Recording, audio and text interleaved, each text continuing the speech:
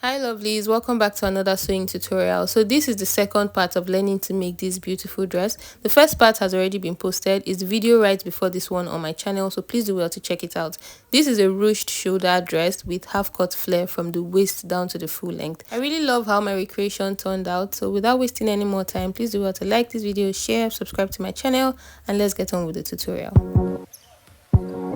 Now here are all the pieces I have. After drafting and cutting out my pattern on the fabric, I have my top piece which goes from the front all around the shoulders to the back for the left and the right. I have the band pieces for the front and the back. I have the flare pieces for the front and the back, and I also have the pocket pieces. I'm going to start sewing the top pieces first, or should I call them the ruched pieces. You know there are two, one for the left side and one for the right side, and it goes from front all around the shoulder to the back. So I'm just going to place them this way so you can see them clearer. Now first of all, fold the raw edges this way. I'll fold it in twice. You can turn it in with a lining if you want. You can use a bias to just fold in the raw edges, but I'm just going to sew mine by folding it in twice. So I'm doing that to the open edge, and I'm going to do that to the center edge as well. Now for this center edge, I won't be sewing the part that is straight. I'm only going to sew where I have the slanted V all around the shoulders until the center back. Okay, so you can see it here. I think it's more explanatory now that I have done it. Now I'm going to place the two pieces of the ruche, the two top pieces. I'm going to place them right side together and make a straight stitch on this straight part here, the center that I did not fold in. So you can see what I have done. I just joined it together at the center front right there. And now I'm going to bring the band for the front, the main fabric, and I'll just notch the middle point there so that it can align properly with the top part. I'll use my pin to just secure the two centers together, and then I'm going to start pleating from the side. Now I'm not starting the pleats from the very center, not from the center front. I'm going to go out by my bust span measurement divided by 2. So I'm going out from the center front by 4 inches before I make the pleats into the side. And you know that I'm going to sew it right sides facing. So you can see what I have done. Now I'll do the same thing for the back. Well, almost the same thing for the back. I'm going to bring in the band pieces of the back. Now I notch the zipper area of this band piece so I don't get confused when it's time for me to sew. I'll just place the band piece correctly, and then I'll make sure I leave about 1.25 inches of zipper allowance before placing the ruched piece. So I'm just going to extend it outside by 1.25 inches, which is the allowance for my zipper, because the pleats are not going to start from the zipper allowance. They're going to start from the main band fabric, if that makes sense. So I'm just going to pleat it this way from the zipper allowance into the side. So I'll do the same thing for this other band piece.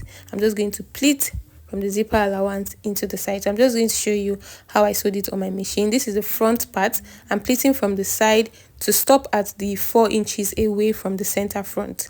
I'm just going to use my hand to make the pleats. Now you can go ahead and first of all run a gather stitch on the ruched part. Gather it up nicely before sewing it to your band. It's going to make it easier a bit, but I just prefer to do it this way, and it still came out nice. So I'll gather from one side, which is, let's say, the left side, crossing the middle and then going over to gather the right side into the side seam.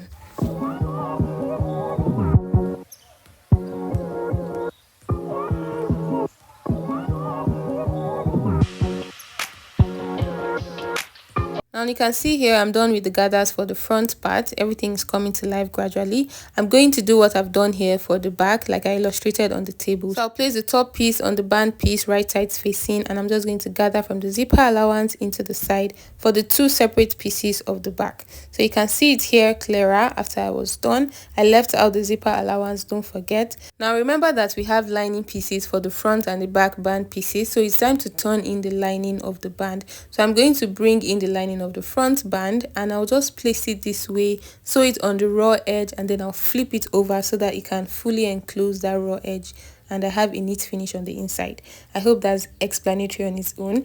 Now you can see how neat it already looks after turning it over with the lining. It has enclosed all the raw edges. I did the same thing for the back band pieces. Now it's time to make the ruche on the shoulder, and to do that I'm going to try to get the midpoint of this ruched piece, or the top piece. I will place the side this way and use my marker or my chalk to just mark the midpoint right there. And then for the center of this top part, you know you cannot get the midpoint by placing the back on the front equally. You know that the front is longer than the back by about 1.5 inches. So you try to take note of that so that you don't have your shoulder going diagonally or going sideways by the time you're done.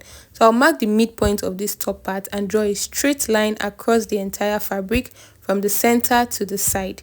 After doing that, I'm going to bring in my elastic band. So I'm making use of a 0.5 inches elastic band to make this ruche. You can use an elastic thread for this as well, or you can just make little pleats at the shoulder right there, but I decided to make use of an elastic band. Now, and of course, the length of the elastic is going to be shorter than the length of the fabric so that you can give that ruched effect. I'm going to cut the elastic band 10 inches shorter than the main fabric, so I'm cutting it out at 14 inches for the left and the right sides. And also, if you remember earlier, I mentioned that I want the final length of my sleeve to be 14 inches. That's why I just decided to stick with 14 inches. So 14 inches is the length of the elastic to ruche up 24 inches of fabric. I'm going to do what I have done to, let's say, the left side. I'll do it to the right side of this sleeve now.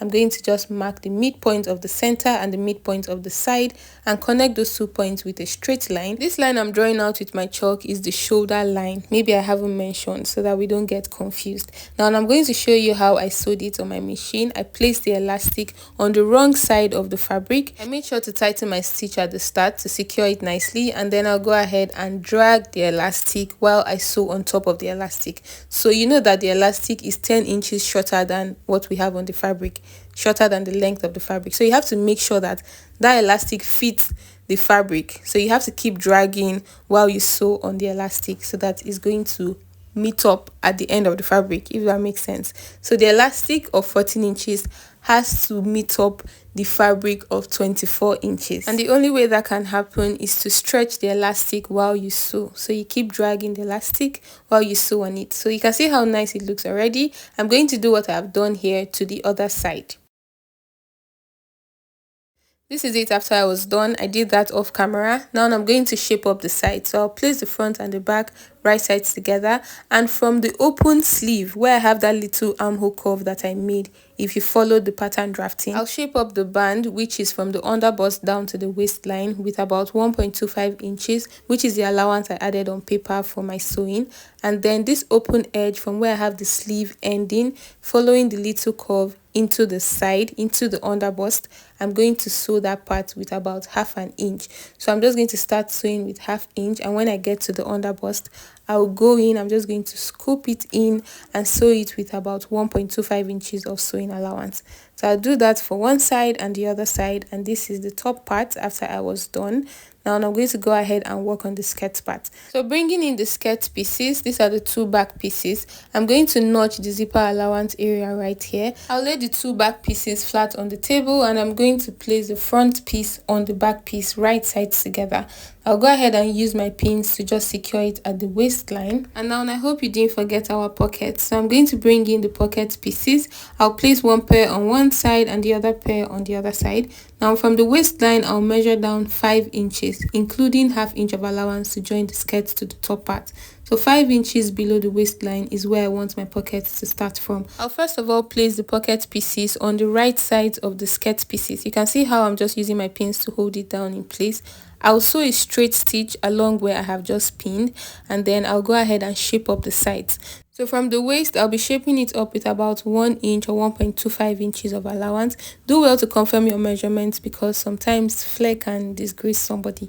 So I'll shape up the sides going across the pockets and then down to the end. I hope that makes sense. So I'll do the same thing for this other pocket. You can see how I have sewn it. Attach the pocket pieces to the front and the back skirt pieces first, and then you shape up the sides from the waist going across the pocket, making sure that the 2 pocket pieces are placed together also, and then you sew it straight down to the end. Now I'm going to attach the top and the skirt part together on the waistline. So I'll just place them right sides together, use my pins to secure it in place for now, making sure that all the edges and all the joinings rather are aligned properly. I'll go ahead and use about ½ inch of allowance to just sew from one open edge of the zipper allowance all around the front to the other open edge of the zipper allowance. So you can see how it is. Now almost the last thing to do is to attach my zipper. So I'll place it this way and I'll be using a matching zipper for it. Of course, I'm going to attach my zipper at the center back. From the waistline, I'll measure down about 9 inches, which is where I want the zipper to stop. So I'm just going to fix my zipper there nicely. And here you can see I've attached my zipper. I went ahead to close the rest of the center back and also iron it a bit.